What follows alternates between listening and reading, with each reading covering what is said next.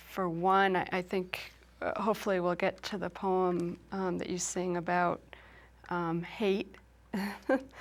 And there's something really relieving about hearing that sung and acknowledged that creates a relief and something maybe heart-opening about that.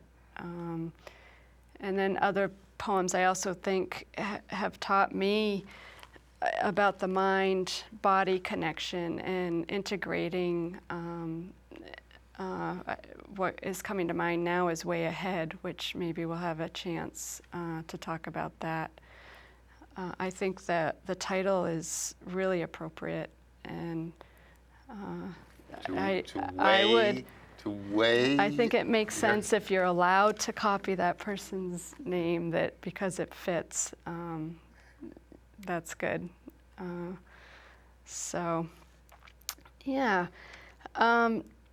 So I think you shared with me that there's a lot of poems about transformation of pain, and I wondered if you want to talk a little bit about that. At one point you had shared that your brother summed up poetry in Cambridge in one way. So in one word? In one word. Okay, yes. So what was that? My brother gets up and he says, I'd like to summarize all the poetry in Cambridge in one word. Mm-hmm. Pain! In many ways, I think in many ways that's true. Way more than joy. I'd like it to be joy. I wrote a poem about I wish I could learn from joy rather than pain.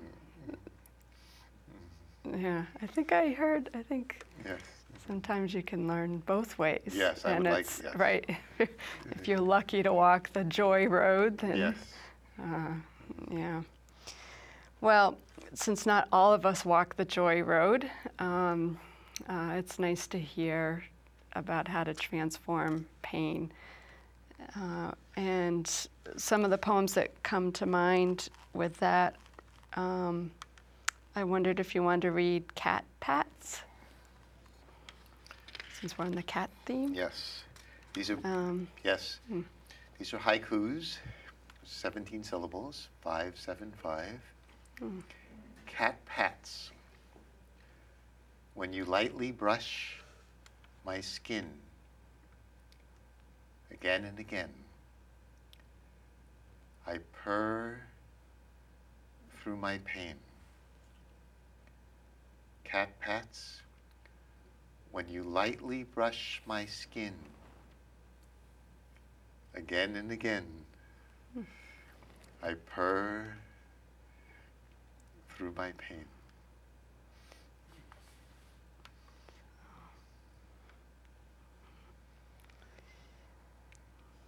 Nice. And maybe another one, More Pain, More Gain.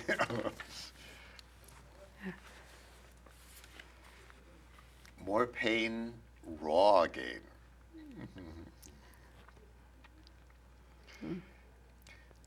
To be stuck in pain and depression is an unavoidable lesson that I'm blocking something shocking that understood will be a blessing. More pain, raw gain. To be stuck in pain and depression is an unavoidable lesson that I'm blocking something shocking that understood will be a blessing.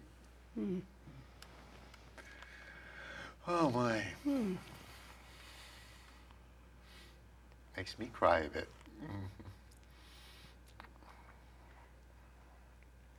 Is just right now, is there any example that comes to mind of that happening for you?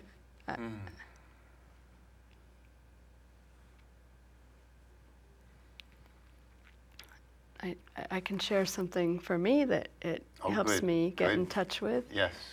I remember with dance, I was painfully self-conscious for many years with dance.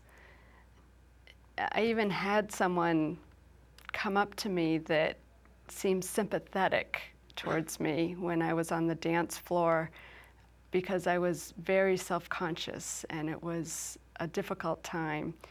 And there was a time when suddenly I realized that the joy of dancing was bigger than my fear of dancing. And there's a point, I don't know when it happened, but it was almost a proportion that could propel that joy in such a way that there was a time now where that's not even, it doesn't exist for me anymore. The self-consciousness of dancing truly does not exist, and the joy became greater than the fear of dancing. And I think that's reminds me of that. So, Thank yeah. you. That's, yeah. I think it was very recently that I was attacking myself. Everybody's got their hobbies. Yeah. And I realized, I mean, I've realized this many times before,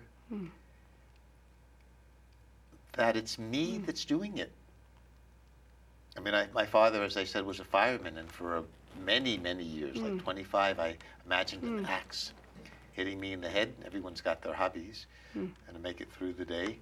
And then I realized, first I saw him holding the axe, and then I realized it was really me. But it still felt like it was coming from somewhere else. And last night I realized, oh my, that's me that's attacking me. And that's so strong. I have, wow, I'm much stronger than I thought. And I was actually happy to discover that that's me. And I have that power. And then maybe I don't have to do it even, because that's me doing it, not somebody else. So that was, that was pain and depression that understood will be a blessing. So all of this stuff is, because all of the things that are going on in our psyche, they're all me.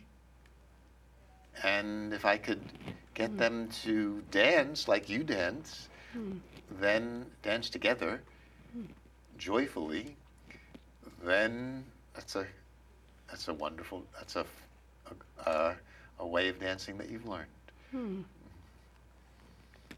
Well, that's great. Yeah, I think this is the new age, and so we're trying to be more conscious and understand, and it seems like that's truly a freeing moment when that happens. So, yeah, well, thanks for sharing that. When I first met you, you had the Rumi poem, The Guest House, on your door. And it's a poem about acceptance of various emotions. In particular, I remember there's something about even malice, invite them to tea and as an invited guest. And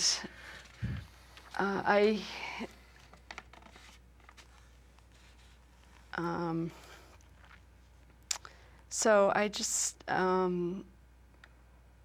your poems also sometimes speak to acceptance. So how can we learn to accept ourselves and all these different sides of ourselves that are truly alive, even though we might not want them to really be there. So I'm thinking about a couple here. Rainbowing is one that kind of speaks to a subtleness. So would you like to share that one? Rainbowing. Always in between who I'd like to be and am, enjoying the span. Rainbowing, always in between who I'd like to be and am, enjoying the span. And maybe if I can remember the poem, it might help me do it. Oh, would you like to look? Oh, if you can remember it for yourself. Yes, I need this book. I need this book for myself to look at and remember. That's wonderful, yeah. Yeah. Well, what I like about that is there is something about if you can find acceptance, for example, that distance between who you are and who you'd like to be, and if you can actually rest in that kind of unusual place. Yes. Because you don't want to just stay at where you are if you really are yearning to be someplace else. And this imagery is that you end up going down the rainbow to the pot of gold if you can stay in that in-between place with that. So that's really wonderful.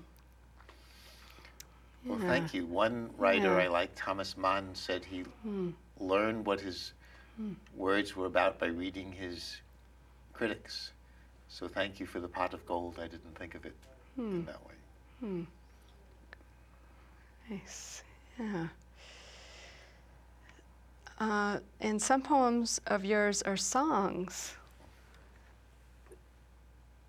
So there's the one actually I referred to at the beginning when we were talking that just came to mind is this one. And this is called Hate Date. If you would like to sing that, I would love to, I think we would all love to hear it.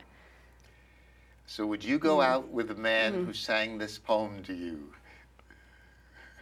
And you did.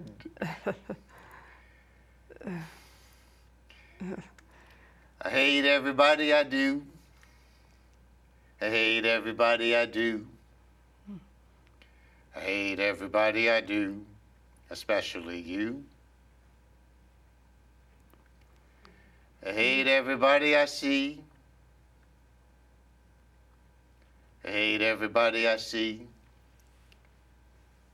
I hate everybody I see, especially me. And you did. Well, I know what's behind it. Yes, what is behind it, yes? Yeah, it makes me laugh and feel good. So. Oh my, yes. Yeah, it's acceptance. So it's actually more dangerous when it's not expressed. Oh. Yeah. Thank you. So. And this is on tape? Uh-huh. Yes. Yes. Yeah.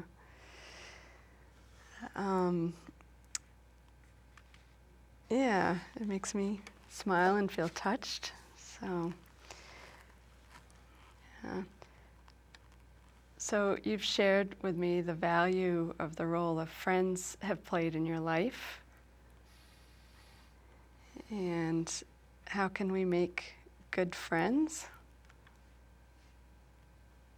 So would you like to read your poem on Judgment Days?